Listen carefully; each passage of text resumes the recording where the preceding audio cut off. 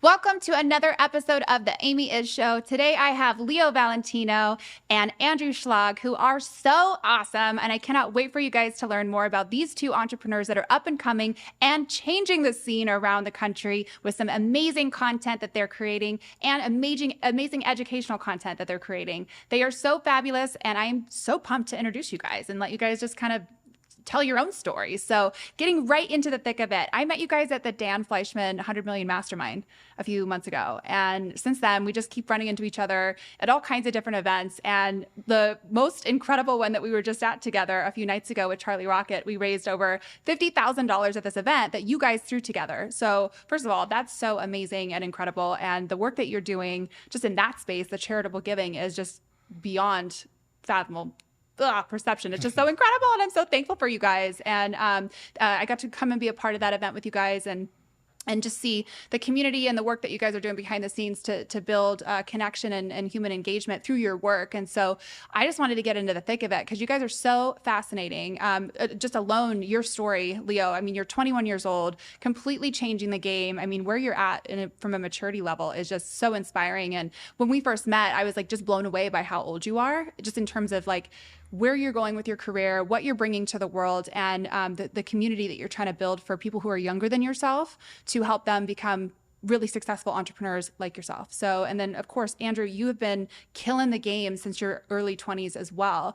And to, share with the world here today, exactly what you've been up to. I just can't wait to amplify your guys' voices. Thank you. So welcome to the show. Happy to be with you, Amy. Yeah. Okay. Well, getting into the thick of it. So, Leo, you're from San Francisco, right? Yes. Okay. And then you're from Louisville. Louisville. I had to practice that a few times. Yeah. Louisville, Kentucky. He's from Louisville, Kentucky, ladies and gentlemen. Yeah. So I'm gonna work on that. That's Yeah. awesome. Have you done the Derby there? I Kentucky actually not. We own quite a few houses in the area. I always skate town and rent out all my houses with Airbnb. So it's a very This is how big we earned his financial millions, week. ladies and gentlemen. He's running out his Airbnbs. I love that. Okay, so kind of going into it. So we you guys have Trucka? Truca, yeah. Trucka. Tell me about Trucka. So this started out probably 3 years ago when we first partnered up. You know, we learned together. He was a little bit bigger at the time. About 45 pounds bigger. I had no experience in business or real estate, or a little bit of business experience. But we were in the gym one day about to go to an event, and I was having him do some burpees and some jump rope and 2 burpees. And you guys just met that day? No, we had known each other for a bit. Oh, okay. I was gonna say that'd be so crazy walking up to someone you don't know and be like, "You, sir, you look like Burpees you need now." a burpee immediately." Yeah. Just a few weeks. We became friends, seeing each other at multiple events, and then he pointed out the fact that I needed to drop a few pounds to be healthy. That's and so look how nice I of wanted you. to. Yes. I think so, right? I think It's a good friend. Is a That's good kind. friend. That was like when you guys first showed up to set. I was like, "Come here, I'm gonna lint roll the crap out of you guys. Make Yes. sure you're all good to go Thank you and so ready for the episode." Yes. Yeah. Now our shirts look incredible. Yeah, checking your teeth. Like, you got anything in there? We're all set. Okay, so you guys met each other. You made him do some burpees. You told me you needed to lose a few pounds. Right. What happened next? So then at the end of it, we kind of sat down. We're like, hey, that was great. For him, I need to lose some weight. And for me, I was like, I need to get bigger in real estate. I need to start growing.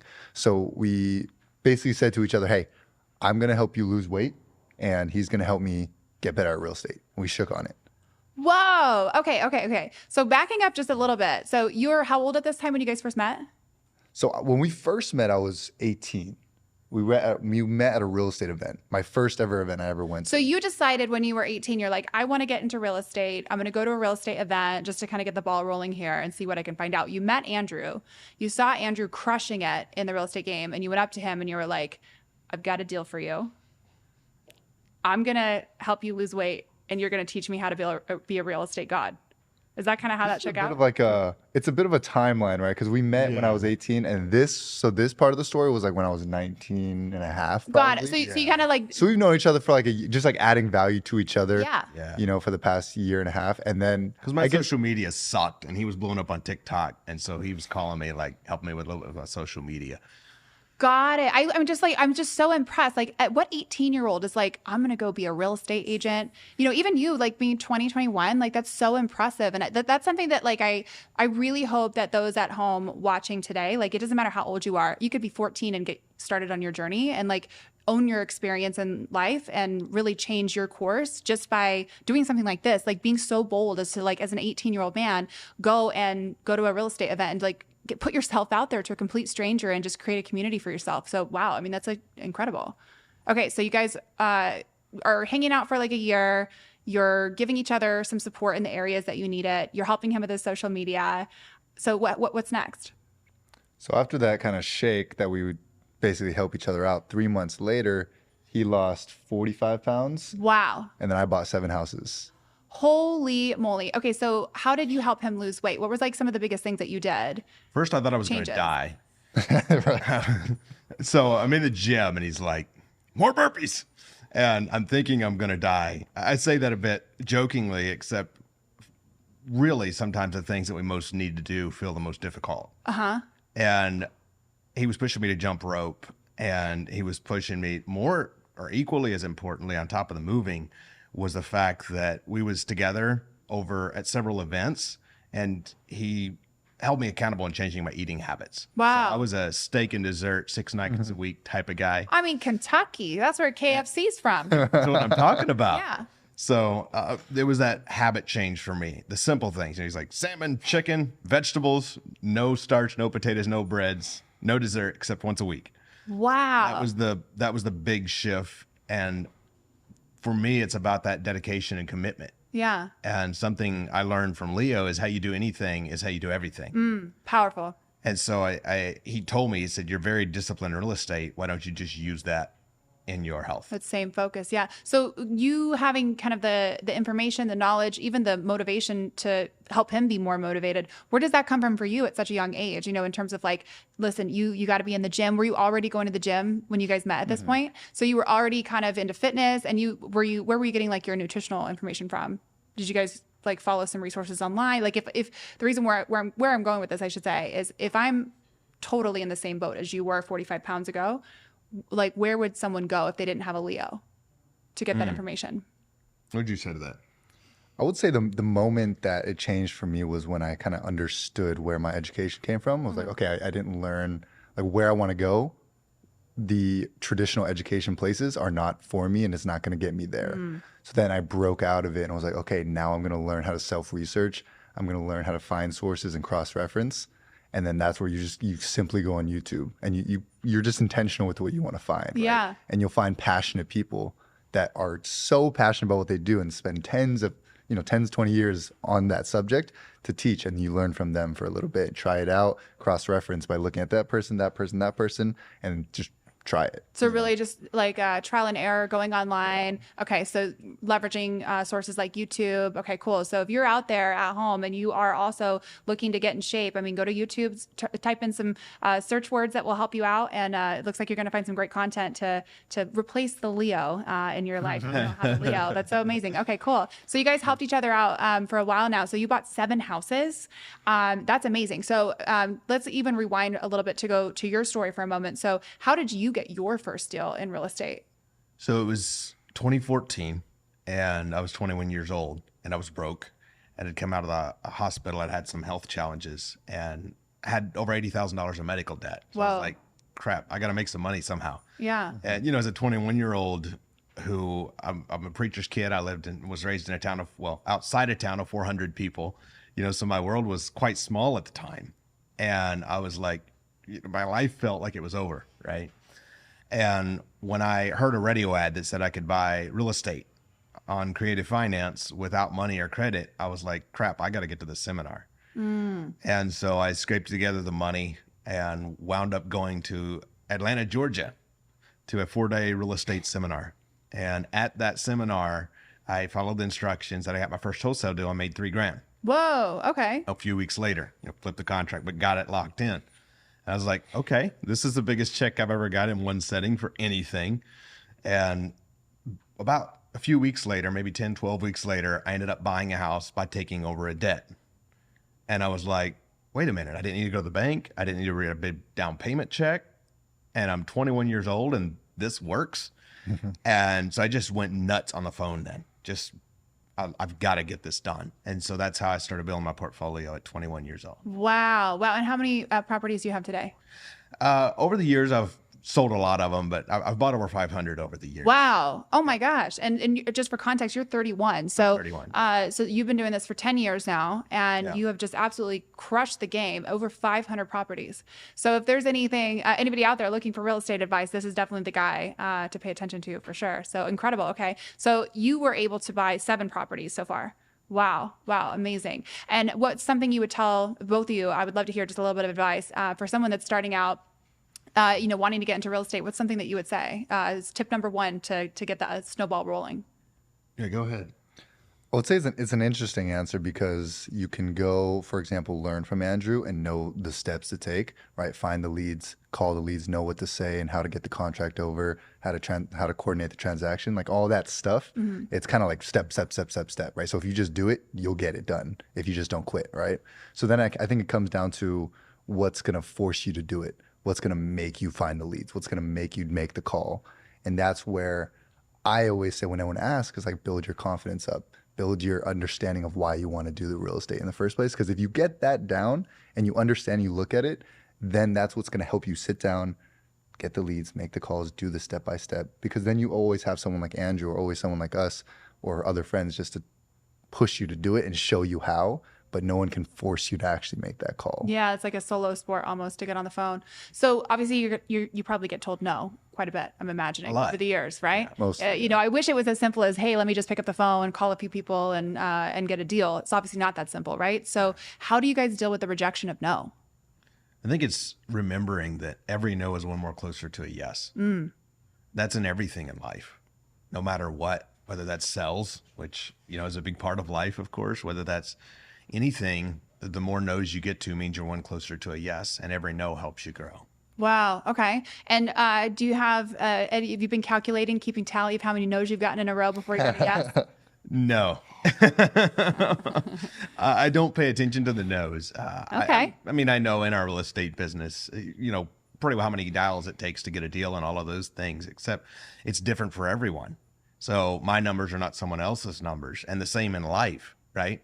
And I think that that's very important to realize. It's just the tenacity and the stick-to-itness, if that's a word, the ability to just keep going. Well, the favorite thing for me on this show is we can make up words as we go. So add stick to itness to the Rolodex, my friends. We're going to add that to Schlep and zhuzh, and all of that. We're going to keep adding creative words. So as you create new ones, let's add them to the thing. Yeah. I like it. Yeah. So, okay. So you're saying kind of like just be resilient and keep going, even if you get some no's. I love that. Yeah. One thing I thought that was really cool.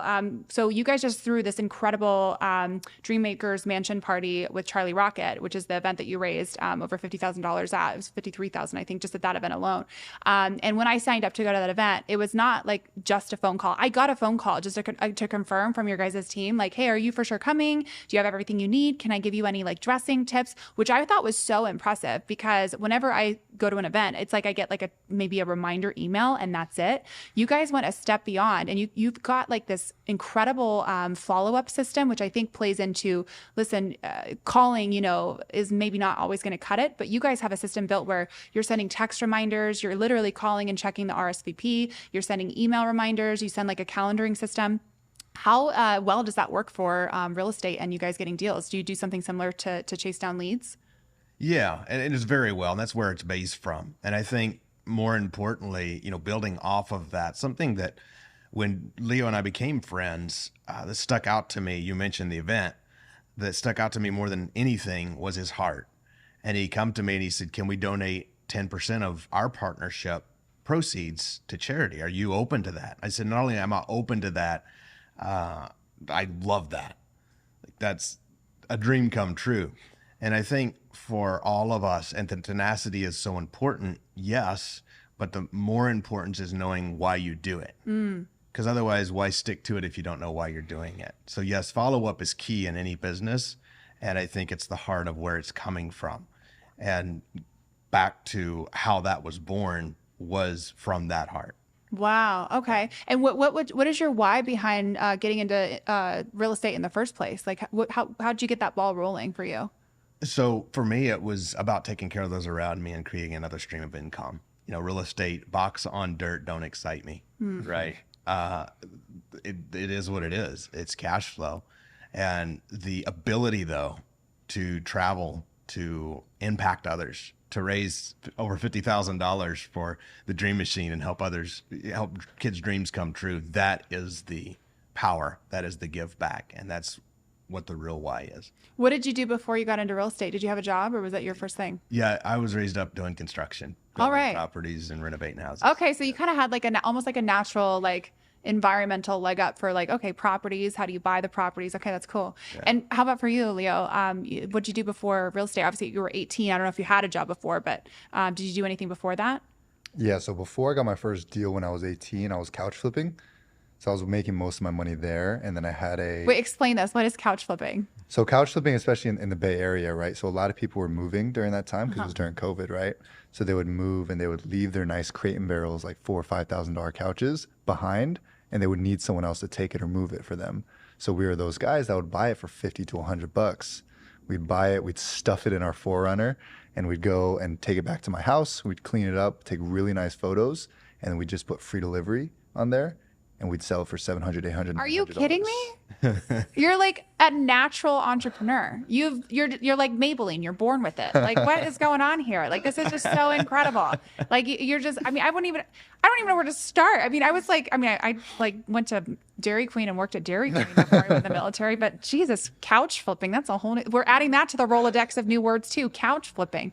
That's amazing. So I love this for you. Okay, so what is your guys' purpose now? So you're building.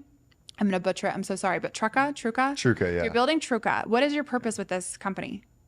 So I think it's very similar for both of us. I'll start in saying that, Truka is the philosophy that we live by. We have so much freedom nowadays in our lives.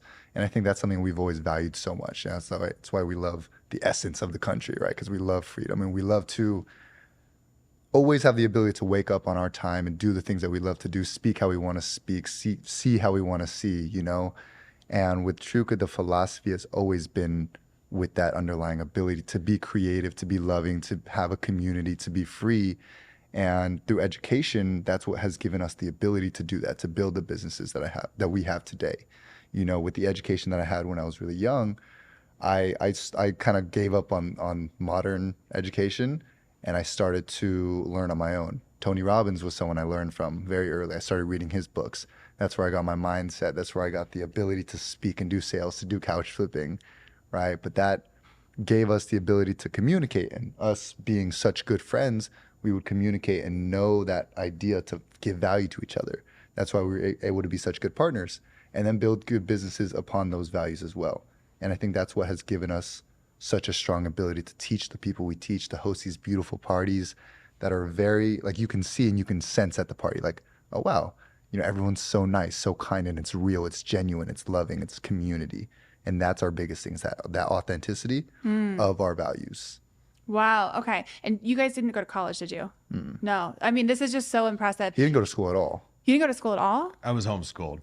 I'm the last of 6. Wow. Is you have 6 brothers and sisters or 5? 5. 5 brothers and sisters. Wow, that's amazing. So I think that's a really powerful thing to take away from this conversation too, is like, you really don't have to go to college to be successful. I mean, you could do something as simple as flipping couches and turn that into real estate investments, where now you've got 7 properties. You're part of a nationwide educational platform. You just spent a few weeks in Vegas doing real estate conferences, correct? Well, so we host a lot of conferences, and the Truka, again, heart of Truka is really what Leo was just talking about, with the way of life that allows people to really live their best life. And those foundational principles is what transformed not only my health, but my mindset, because I got really good at buying properties, and that became a bit of my identity. And so I think it's very important to realize it doesn't matter the business. It doesn't matter if it's real estate or anything else, that those philosophies will serve your growth to a new level. Because I think that's the impactful part. And when it comes to the conferences we host, we still do some real estate education, but on a deeper level, it's more about business and self-growth. Wow. Okay. So I'm 18 years old. I did not go to college. I don't have plans to go to college. I just graduated from high school. What's one piece of advice that each of you would give me to get started just in life in general? Spend the next 90 days, especially if you're 18, spend the next 90 days doing everything. Like try couch flipping, try real estate, try all of it.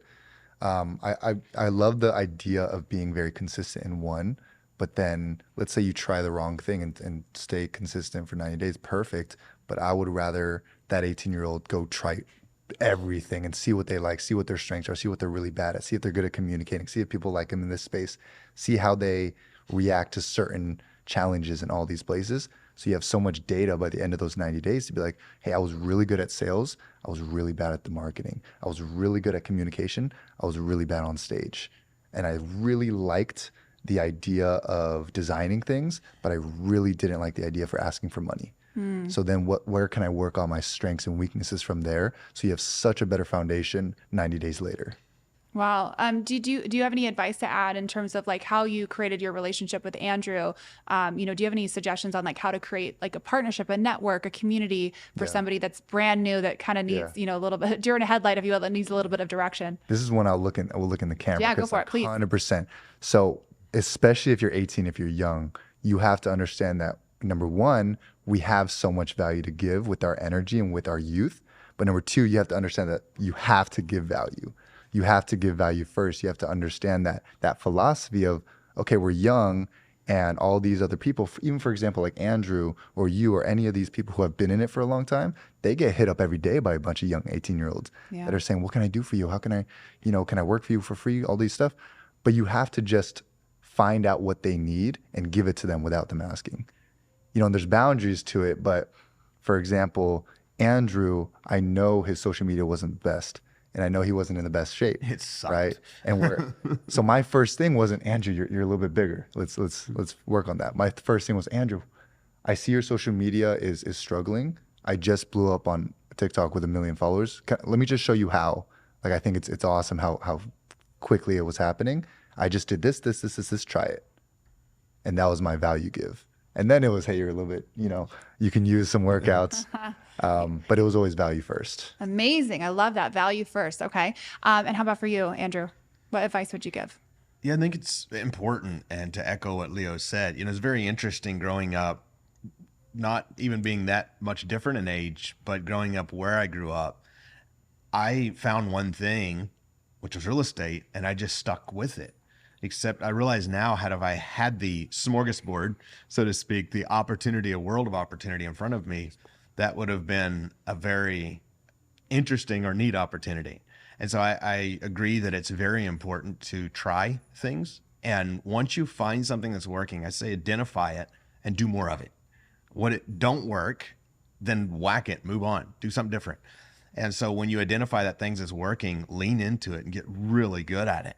Because if you're selling $100 a day of something, well, probably a little more skills or a little bit of shift in the value give, and you could sell $1,000 a day of something. And so really just thinking of it in that way makes it really simple to get there, if that makes sense. It does make sense. One thing that may not make sense to some people at home, though, is what is smorgasbord? I know what it is, but I'm just, I'm just trying to translate for everybody at home here. What's a smorgasbord? I don't know what it is either. A smorgasbord. So growing up in the country, on this rare occasion, we would go to the local buffet, and they had what the country folks called a smorgasbord. So there was mashed potatoes and gravy, and there was fried chicken, and there was roast beef, and there was green beans, and it was buffet. Okay. So Smorgasbord. a big, very good buffet was a great smorgasbord. Well, there you have it, ladies and gentlemen. A smorgasbord. I don't even know if I'm saying that right. I'm just going with it. I'm going with it. So kind of tapping more into the charitable giving back focus that you guys have, which I so love. What is some charities that you guys like to partner with, donate to, give back to?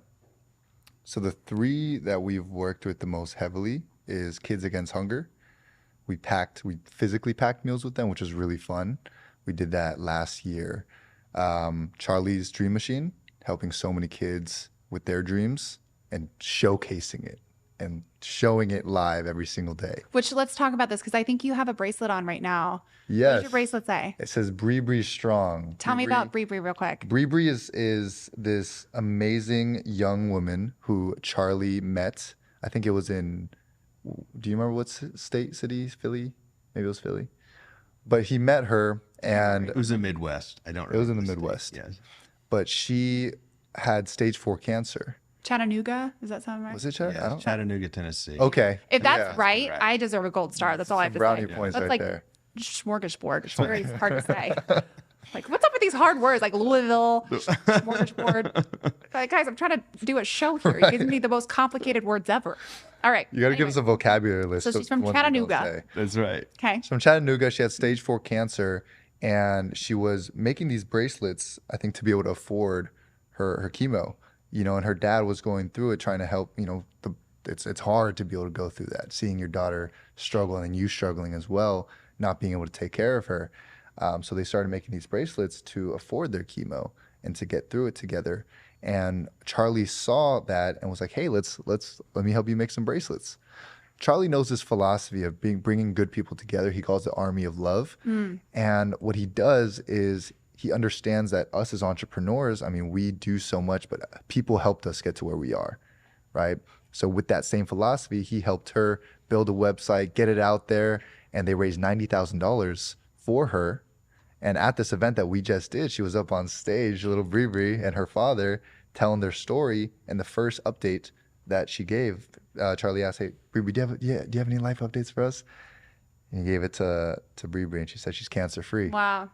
So powerful. It's beautiful. So powerful. I remember, I think Trav helped on that too. I think Trav helped set up the website in like 24 hours or something, which is just so amazing because what that is a testament to is just the power of community. The fact that Charlie could find a little girl that needed some help, a family that was in need, reached out to Trav to get a website set up in like 24 hours, and then basically announced through Charlie's amazing, incredible network and following, like, hey, go buy bracelets from this person to help them with their chemo treatment. And bam, $90,000 later, they're Right. able to help. I mean, it's just the power of community is just so incredible. I mean, just even for your guys' story alone, the fact that you two have partnered up and you're making such dramatic change around the world is just really, really powerful. And I think that's what I'm trying to bottle up right now in this episode is just like, how can we help service members that are leaving the military, they're leaving their safety net of, their structure and their order and their career and, maybe even where they've lived for the past 4 or 5 years. And they're stepping out into the great unknown and they're starting from scratch, which is essentially what you guys both did. You both started from scratch. You were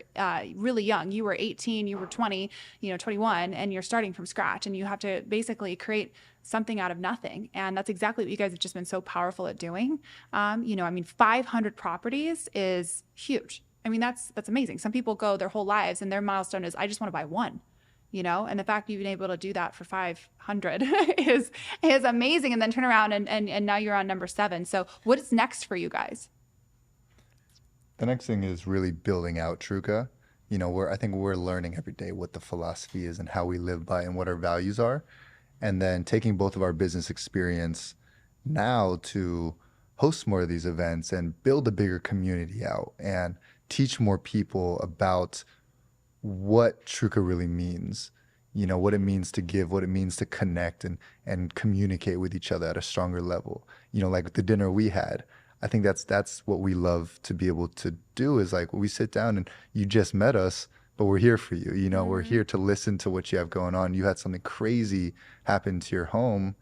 And I remember when me and Andrew were walking, we always say, no matter who we meet, it's like, how can we serve the person we're That's you directly asked me though, which was so important for me. It almost brought me to tears, to be honest with you, because I had literally, my house flooded here in Los Angeles. And you guys literally just looked at me and said, how can we serve you? And we truly had just recently met. And so the fact that you guys did that is telling of your guys' characters. It's pretty cool. So yeah, so you're on this journey for Truka. What else? And I don't want to speak on that really quick because I think this would make me really happy to feel people like was able to try it, right?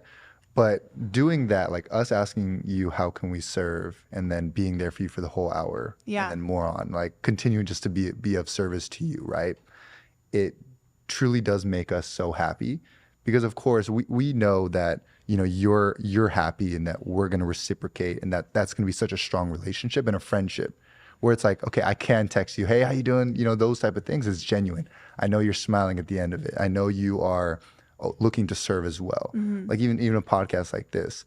And it truly does make a human feel so good when they can do that, because if it's one of their values to be of service, to be loving, to be, that person that they wish to be. And I think that if people were focused on how can I be as close to my values as possible every single day, that their happiness and their ability to live well would increase so much. And I think that's something that you're doing, because this show has been on your mind for so long. And I wanted to can I ask you a question? Yeah, of course. Okay. Because I think you have the best answer for it, right? Of like, what can they do? Because you're the exact testimony. You had this dream, you had this thing that you wanted to do, and you took that huge risk, like what we talked about at dinner. You were super nervous about it, but you went and did it. And I know we're sitting thinking the same thing. We're smiling because we're seeing you so energetic and like bubbly on this and so happy, and like, I want to ask, how do you feel and what did you do to like get through that risk and get through all the struggles you went through to do this show right now? Oh my gosh. Okay. So a little more context for those that are watching. So I have been wanting to do this show for forever. And what held me back was my own self-doubt, my own, that negative talk that you tell yourself, that you're not worthy. People aren't going to watch it. People aren't going to like it. You're not smart enough. You're not funny enough. Like all of the things that basically stop you from moving forward in life. And, I'm 34 and I'm just now starting to do this. It's 2024.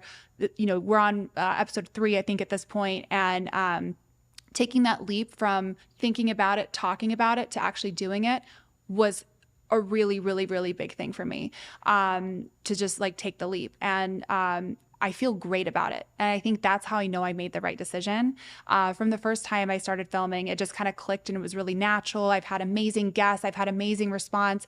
Everything is just naturally falling into place. Even the studio that we're at right now, the studio place, it's been so serendipitous because Michelle, who's one of the producers here, she's been reaching out to me to have me come by anyways. And it was just like, I don't even think she knew that I was like going to do a show. And it just like all clicked into place. And I think that's how you know you're on the right path, by the way, is when things start falling into place, doors just start opening up for you when you start chasing your dreams and when you take the leap, right? You have to take the leap. And so how my first leap happened is one of my other friends who has their own show, they have a panel of women type of show where they just invite different women all the time. And he said to me, hey, I'm filming, next week. Do you want to come out? And I was like, he's ex-military. Let me just ask him if I can get an hour with him before I go on his show in his studio at Sticky Paws in Las Vegas. And it worked out. And so we just did it. I just ran right into it. I didn't even prepare. I was just like, okay, we're filming. All right. Welcome to the Amy show. Right. And since then it's just been like, it's been amazing what's happened. The response has been like completely opposite of what all my fear told me. And so, I think when you take the leap, that is when magic starts to happen, right? Especially if it's meant to be. And so you guys actually inspired me, because we did have a dinner not too long ago where I told you about my dream. And you specifically asked me, which I think is another just amazing thing about you, and just how old you are is so impressive, because like it's such a wise thing to look at somebody across the table and just be like, what is your dream and how can I serve you? And that's something that I'm taking away from you guys as a lesson that I want to start paying forward to others, is like looking in your eye, making eye contact and saying, what is your dream and how can I serve you? That is the most amazing thing, that you guys have obviously built as a foundational pillar of your business that you're taking and moving forward with. And it's just so powerful, the results of that. I mean, $53,000 to raise for a charitable organization the other night, all because you guys are looking at each other and saying, what is your dream? I mean, that's amazing.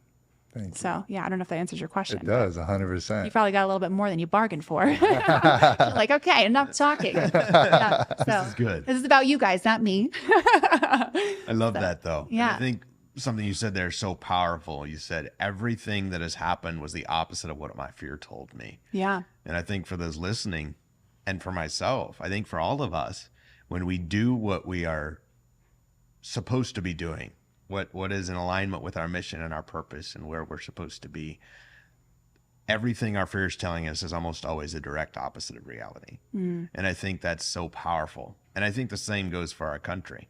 I think we're told a lot of things that are fed out of fear. When we're operating in our mission and our purpose, there's incredible people. And I think we were made for human connection. And when we begin to connect at the level that we were meant to, everything changes. Yeah. I mean, that's, to be honest, that's why I called my show the Amy Is Show. You know, I've had so many people be like, you got to change your name. And I'm like, well, have you even heard why I've called it the Amy Is Show? Right. And the reason why it's called the Amy Is Show is because the fill in the blank part of Amy is, right, it was so many things that my fear told me. Amy is worthless. Amy is hopeless. Like, you know, Amy is all of these negative things. And that's what I was telling myself.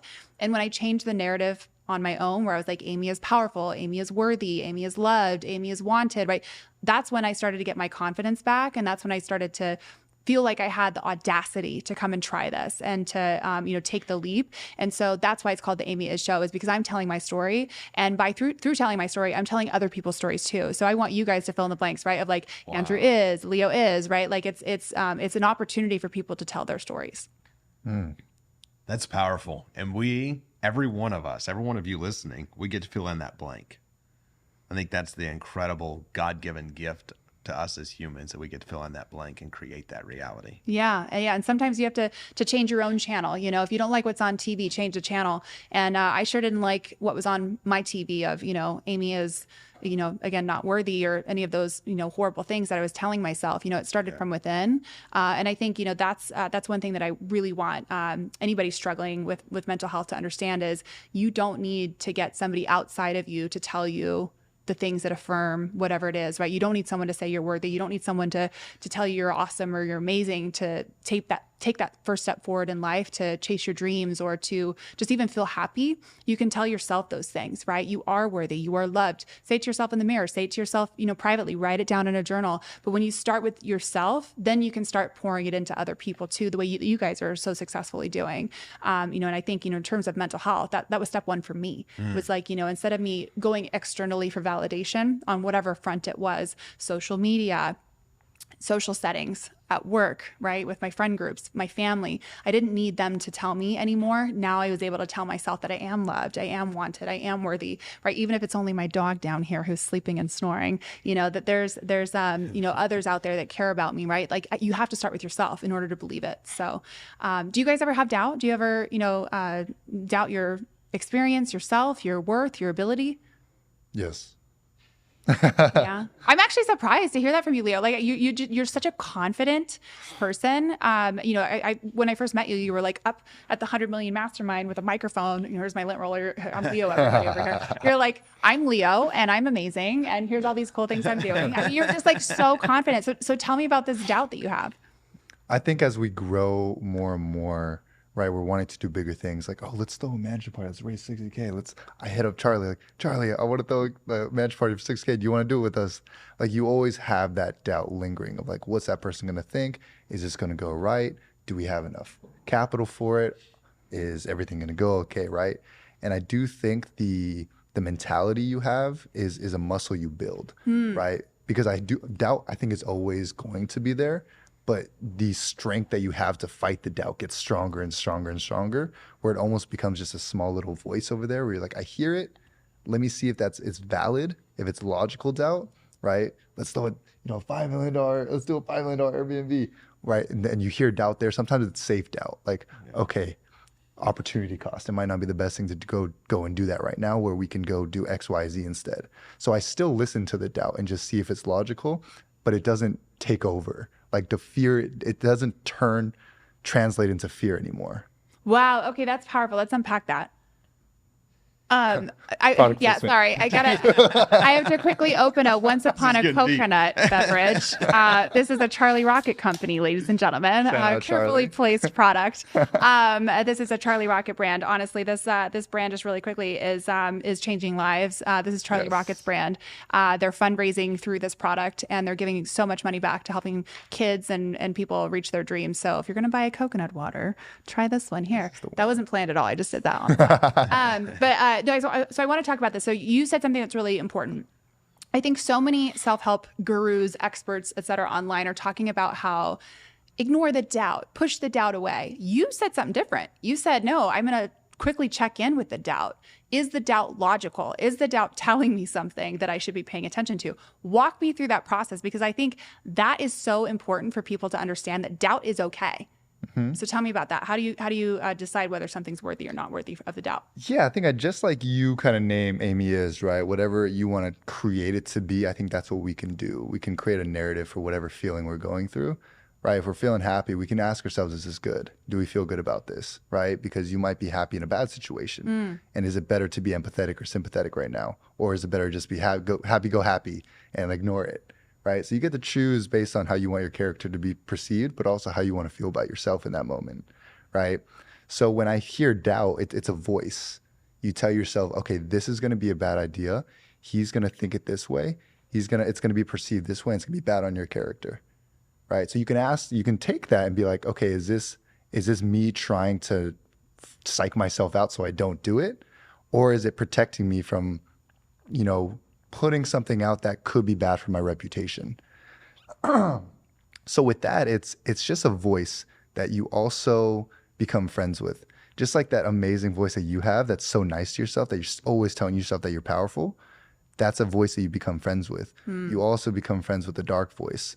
Very good friends, and it's like a business partnership. You shake hands and he's telling you a bunch of words and you're listening, but that person doesn't have power over you. It's just a friend. It's just a nice friend there that's trying to, Like warn you in certain ways. And sometimes you could take it. Sometimes you could say, hey, I'm going to go my way, because you get to choose. Wow. This is like tremendous. Yeah. I've never even thought about doubt that way. Truly, I haven't. Like that I can use it to my advantage, and that maybe it's there to actually help if I, just check in. What does it have to say? Doesn't mean I have to take their advice, but if it's not saying what I think it needs to say or the direction I need to go, just set it aside. I love this. Okay, cool. Try it out. So how about for you? Do you have any doubts, fears? Yes. And I think that's something to go a little deeper on what Leo was sharing there. It comes down to awareness, because something I used to was not good at, and I think it was because of low self-esteem, was listening or being aware in that way and using my intuition. So like if I determined I was going to do it, I would just do it, even if I was beating my head against a brick wall. And it's like, no, I said I'm going to do this. I'm going to figure it out, which is good. Tenacity is good. And it's also smart to say, wait a minute, what is the message I'm being given here? Is this a time that maybe I need to be aware that happened for a specific reason? Everything happens for a reason. And what used to really frustrate me, and it's like, I've got to figure this out, I would try 25 ways until I did. I now look and go, okay, I need to operate in flow. You talked a little bit about that. And when it's something that's supposed to be, I've put in the work, I've done it, and now I trust you, God. And so that's the shift for me in my mind. That is being aware, hearing, using that intuitive voice and saying, what is this I'm supposed to be doing?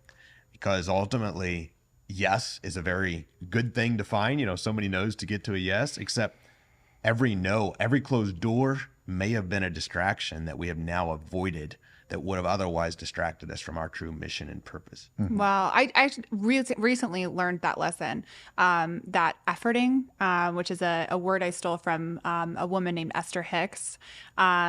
She's a ball of wisdom, and she says, basically, like, you shouldn't be putting in too much effort. That if you're trying to fit a square peg into a round hole, that maybe that's not the door for you, right? Just move on, find another door. And that has helped me out tremendously, because I think, to my point earlier when we were talking about me launching the show, like, things just kind of naturally fall into place when they're meant to be. Things click when they're meant to be. Relationships click when they're meant to be. Networks, communities, systems, programs, software, everything just clicks when it's meant to be, right? You shouldn't be forcing it. And so I've been really trying to effort less and be more intentional with my time, energy, effort, relationships, and all of that. So I absolutely love that direction. Okay, so kind of as we're starting to wrap up here, I ask the pretty similar questions on almost every episode as we get towards the end here. So, if someone's in the middle of a crisis mode where, maybe they're really, really, really struggling, what is one thing that you would tell someone, some advice that you would give them so they can pull themselves out of that? What would you say? Good. I would say, for the first thing, in 2019, 2020, when I went through what was probably the darkest time of my life, and I nearly lost everything. And as I mentioned earlier, I had very low self-confidence and self-esteem. And I found my identity in being able to do deals and be able to create money at will. And then when that was seemingly disappearing, my identity was gone. And I realized that all the work I had put in, frankly, money ebbs and flows, money comes and goes. And as you see that cycle, you begin to realize that money is a really cool tool and lots of it is really good. And when your identity is attached to that, that's a very dangerous thing. And so through that breakdown and becoming extremely depressed and frankly not even wanting to live anymore, and beginning to step out of that and realize that there was a purpose bigger than me, bigger than what I was doing, bigger than building a portfolio, bigger than any of those things that I've been working on. And that was my true mission, my true purpose, my calling to impact others at a new level. And when I realized that, I think it stepped out of that focus on me and crap, why is this happening to me? To go, okay, if I feel like absolute crap today, the best thing I can do is smile and give someone else a hug and tell them they're loved. The best thing I can do if I struggle financially is hand somebody else a $10 bill, even if that's all I can do, and say, hey, go buy you some lunch. Whatever that may be, I give what I most need. So that was the first piece, realizing I'm a King's kid and I was here for a purpose. The other thing is the actionable step, which is find somebody to talk to. And for me, Leo was becoming such an incredible friend at that time of my life and was somebody who I could openly talk to, because I felt, and for those of you who listening to this can probably relate to this in some capacity, I felt my business friends, maybe I wasn't close enough to be able to share my struggles. You know, what are they going to think, right? I felt like the people who I grew up around, being a pastor's kid, who were in church, you know, they don't get business. I didn't feel like, so I can't really talk to them about my business struggles. So I felt all alone. And I share that because I think a lot of times we feel all alone when we're not. Wow. And it was in that moment I realized I'm not alone. Not only do I need to realize I'm a King's kid and who I am, I need to find somebody who I can relate to, who I can openly share with, and who can pour into my life at that moment. And Leo became such an incredible friend who done just that. So thank you for that.